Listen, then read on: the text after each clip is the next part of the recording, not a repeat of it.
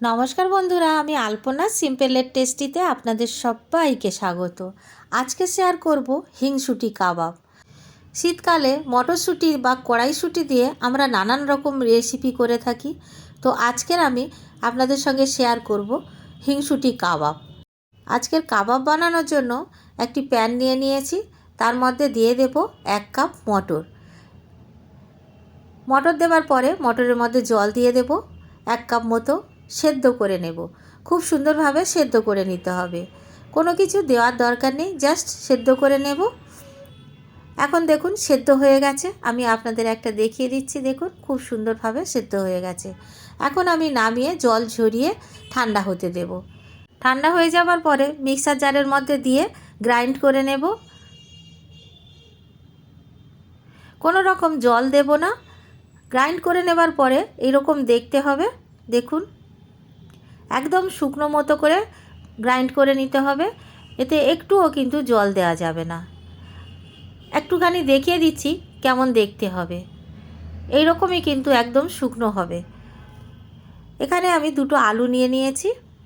আলু দুটো আমি সেদ্ধ করে আগের থেকে খোসা ছাড়িয়ে রেখেছি ঠান্ডা করে। এখন আমি গ্রেট করে নেব। আপনারা চাইলে হাত দিয়ে ম্যাশ করে নিতে পারেন, তবে গ্রেট করে নিলে বেশি ভালো হবে। এই কাবাবের মধ্যে একটাও কিন্তু চান্স থাকলে অসুবিধা হবে, সেজন্য সেইভাবে ম্যাশ করে নিতে হবে। আলু দুটোকে আমি গ্রেট করে নিয়েছি। গ্যাস জ্বালিয়ে কড়াই বসিয়ে দিয়েছি।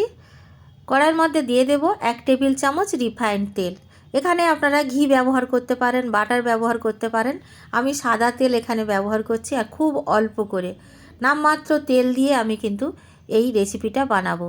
তেলের মধ্যে দিয়ে দেব 1/4 চামচ হিং। আদা কাঁচা লঙ্কা বেটে রেখেছিলাম 2 চা চামচ দিয়ে দেব। ঝালটা আপনারা আপনাদের পছন্দ মতো দেবেন। ভালো করে ভেজে নেব। মশলাটাকে তেলের মধ্যে দিয়ে কষে নিতে হবে।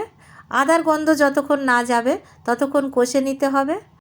সঙ্গে যোগ করব হলুদ গুঁড়ো 1/4 চামচ, 3/4 চা চামচ আমি দেব এখানে জিরার গুঁড়ো। 1 চামচও দিতে পারেন, কোনো অসুবিধা নেই।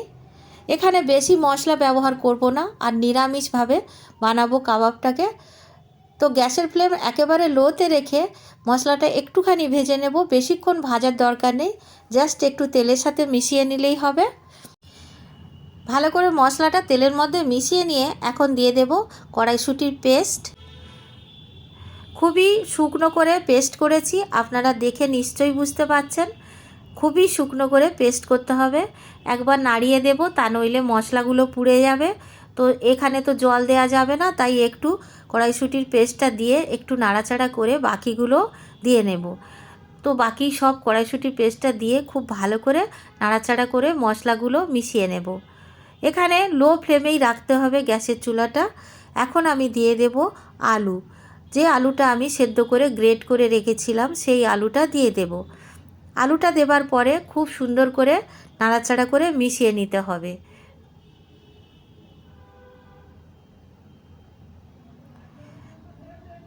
এখন আমি যোগ করব স্বাদ অনুসারে লবণ।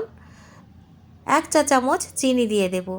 চিনিটা আপনারা না পছন্দ করলে স্কিপ করতে পারেন। চিনিটা দিলে কিন্তু খুব সুন্দর একটা স্বাদ ব্যালেন্স করবে, একেবারে মিষ্টি লাগবে না।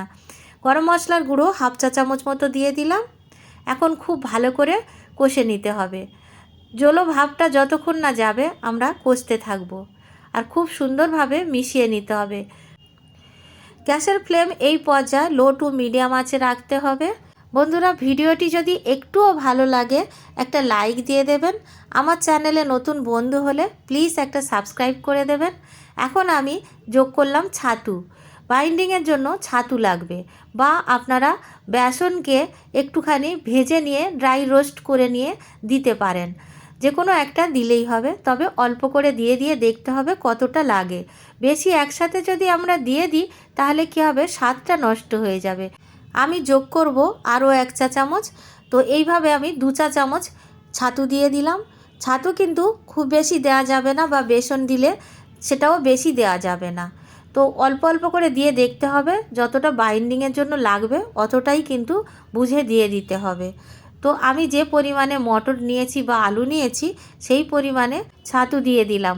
তো খুব ভালো করে নাড়াচাড়া করে নেব। এইভাবে নাড়তে নাড়তে খুব সুন্দর একটা মসৃণ হয়ে যাবে আর জলটা একদম শুকিয়ে যাবে। আমাদের হিংসুটির পুর বলেন কাবাবের, আর ডো বলেন যাই বলেন, এইটা কিন্তু তৈরি হয়ে যাবে। দেখুন খুব সুন্দরভাবে তৈরি হয়ে গেছে। এখন আমি একটা প্লেটের মধ্যে ঠান্ডা হতে দেব। ঠান্ডা হয়ে যাওয়ার পরে হাতের মধ্যে একটু তেল নিয়ে নিতে হবে। হাতে অল্প একটু তেল লাগিয়ে কাবাবগুলো গড়ে নেব। তো আমি এইভাবে গড়ছি, আপনারা দেখুন খুব সহজ। আর এটা বলে আর কি বোঝাবো বন্ধুরা, আপনারা সবাই বানাতে পারবেন। তো দেখুন এইভাবে গোল করে নিয়ে চ্যাপটা করে ধারগুলো আপনারা সুন্দর করে শেপ দিয়ে দেবেন, তাহলেই হবে কাবাব। আর আপনাদের যদি অন্যরকম কোনো শেপ দিতে ইচ্ছা হয় দিতে পারেন, কোনো অসুবিধা হবে না, টেস্ট কিন্তু একই রকম থাকবে। তো দেখুন আমি আরও একটা বানিয়ে আপনাদের দেখিয়ে দিচ্ছি। ধারগুলো একটু এইভাবে যদি আমরা মোটা করে নিই তাহলে কিন্তু দেখতে বেশি ভালো লাগবে। একইভাবে আমি সবগুলো গড়ে নিয়েছি, একটা বাকি আছে। তো অনেকগুলো হয়েছে, এখানে আমি আরও একটা প্লেটে রেখেছি, আর এখানে আমি আরও একটা ছিল বানিয়ে আপনাদের দেখিয়ে দিলাম। সবগুলো এখন আমি একই পাত্রে রাখছি। আপনারা দেখুন কতগুলো হয়েছে। 1 কাপ মটরশুঁটিতে এতগুলো কিন্তু কাবাব রেডি হয়ে যাবে। গ্যাস জ্বালিয়ে আমি ফ্রাইং প্যান বসিয়ে দিয়েছি। ফ্রাইং প্যানটা গরম করে নিয়ে অল্প একটু ঘি দেব। এখানে আমি হাফ চা চামচ ঘি দিয়েছি, আপনারা দেখে নিশ্চয়ই বুঝতে পারছেন। ব্রাশ দিয়ে সব দিকটা খুব ভালো করে স্প্রেড করে দেব। এই ঘিয়েতেই কিন্তু আমার সব কাবাবগুলো রেডি হয়ে যাবে। তো আমি কিভাবে ভাজছি বা সেঁকছি আপনারা দেখে নিন। ঘিটা গরম হয়ে যাবার পরে যত কটা কাবাব ধরবে একসাথে তত কটা কাবাব ভাজতে দিয়ে দেব। এই কাবাবটাকে কিন্তু শ্যালো ফ্রাই করলেই বেশি ভালো লাগে, ডিপ ফ্রাই করলে অতটা ভালো লাগবে না, ভীষণ তেল তেল লাগবে। তো এইভাবে যদি আপনারা উল্টে পাল্টে সেঁকে বা ভেজে খান দারুণ লাগবে। এখন আমি একটা দিক অল্প একটু ভাজা ভাজা হলে উল্টিয়ে দেব। এইভাবে কিন্তু একবার উল্টালে হবে না, আমাদের অনেকবার করে কিন্তু উল্টে পাল্টে দিতে হবে। বারবার উল্টে পাল্টে ভাজতে ভাজতে সুন্দর একটা কালার এসে যাবে। আর একটু দিক চেঞ্জ করে করে দিতে হবে, যাতে করে সব দিকটা খুব সুন্দরভাবে ভাজা হয়। সব দিকটা তো আমাদের গ্যাসের চুলায় যে জালটা দিই সেটা সব দিকটা তো যায় না, তো সেজন্য একটু দিক চেঞ্জ করে করে দিলে সুন্দরভাবে সবগুলো সমানভাবে ভাজা হবে। তো দেখুন ভাজতে ভাজতে খুব সুন্দর একটা কালার এসে গেছে। যখন এরকম কালার এসে যাবে তখন আমাদের তুলে নিতে হবে। আর কতটা সুন্দর ভাজা হয়েছে আপনারা দেখে নিশ্চয়ই বুঝতে পারছেন। এখানে কিন্তু আবারও বলছি, বেশি তেল বা ঘি দেবেন না। বাটার দিয়েও কিন্তু ভাজতে পারেন, কিন্তু ঘি দিয়ে ভাজলে আমার মনে হয় একটু বেশি ভালো লাগে। তো আপনাদের যেমনটা পছন্দ তেমনটা করে নেবেন। এখন দেখুন আমি তুলে নিচ্ছি প্রথম ব্যাচটা।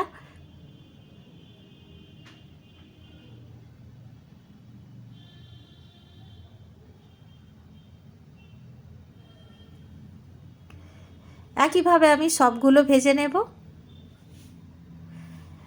যে অল্প একটু ঘি ব্রাশের মধ্যে লেগেছিল বা চামচের মধ্যে লেগেছিল, সেই ঘিটা কিন্তু আমি পুরো ব্যবহার করে নিচ্ছি, আর নতুন করে কোনো ঘি ব্যবহার করব না। সেকেন্ড ব্যাচটাকেও আমি একইভাবে ভেজে নেব।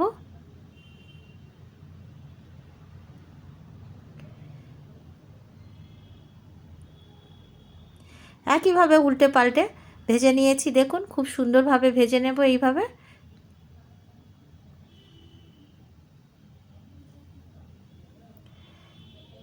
আমাদের সবগুলো কাবাব ভাজা হয়ে গেছে, এখন আমি প্লেটে তুলে নেব।